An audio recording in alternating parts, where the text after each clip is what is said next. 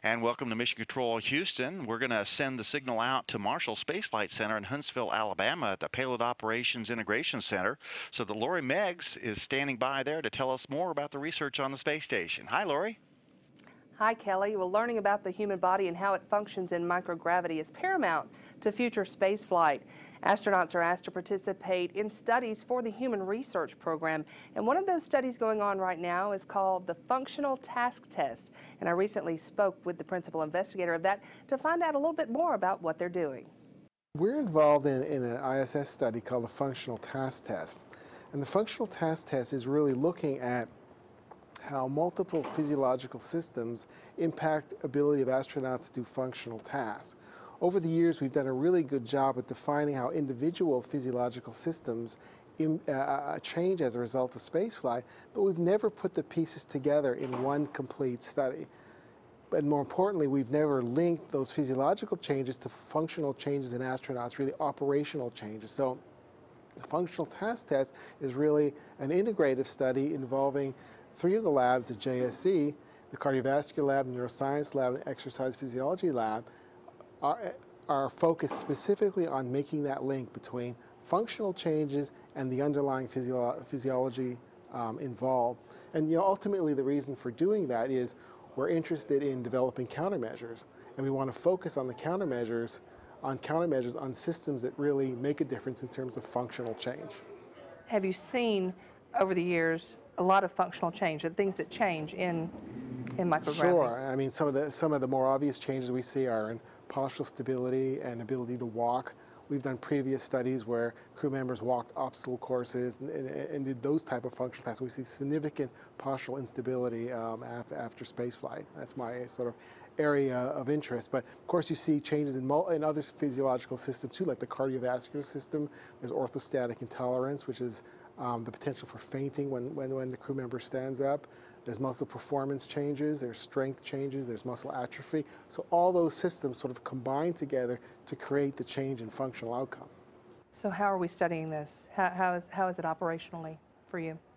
This is a pre and post-flight study, and we test them 3 times pre-flight, and then we're able to test them 24 hours after landing. The crew comes from ISS, lands in Russia. They fly back to Johnson Space Center, and we start doing the data collection there about 24 hours after landing. And then we test them 6 days and 30 days. Now, the way we test them is we have a set of functional tests that we do, which are things like obstacle course testing, hatch opening, ladder climbing, various tasks of object displacement, so various hands-on functional tasks. And then we have a set of corresponding physiological tasks that look at various physiological changes that include changes in muscle performance, neurological changes, and cardiovascular changes. And putting all those pieces together is really what we're trying to do. I'm going to tell you, I'd hate to be on space station and then come back and have to run an obstacle course. That would not be fun. Yes, it is challenging, absolutely. Tell me how long this has been going on and how long it will go on. Well, we've already completed 7 subjects. We're asking for 13 subjects, so we're about halfway through our subject count. We've been doing the experiment for about 2.5 years, and we expect another 2 years to collect the rest of our data. Have you learned anything so far that you can share?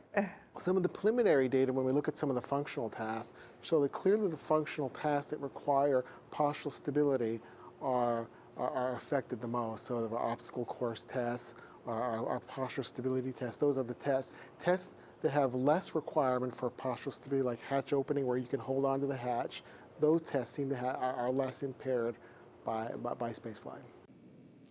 And along the lines of human research, we want to share some news about a recently identified health problem with astronauts' vision and some new research that is leading to. It's called the visual impairment and intracranial pressure risk, and it has become the #1 human spaceflight risk. When we talk about intracranial pressure, we're talking about pressure inside the brain. And on orbit, crew members experience fluid shifts to the head caused by microgravity, and therefore it's hypothesized that all crew members have elevated intracranial pressure to some degree. Researchers have linked this increased pressure to changes in vision in long-duration astronauts. Now, when the vision impairment study began, all crew members pre-flight had normal eye examinations, but post-flight measurements showed a degradation in vision, primarily increasing farsightedness. 41 crew members have flown to date, and of those, 19 were identified as having visual changes on their return. 6 did not have symptoms, and 16 others could not be classified as they flew in the early increments, which did not have the imaging techniques available as in the last 6 to 7 years. Now researchers are looking at finding a technique to measure these visual changes in flight non-invasively and to understand what's contributing to it. A technique like this is highly sought after on Earth, as well as to measure intracranial pressure, and NASA is on the cutting edge of that research and identifying devices that could be used in flight. Results of these studies may also be relevant for patients suffering from eye diseases here on Earth, such as glaucoma. NASA's Human Research Program will look at this risk over the next 10 years and find investigators to study the intracranial pressure syndrome, which will include clinical and research studies on orbit.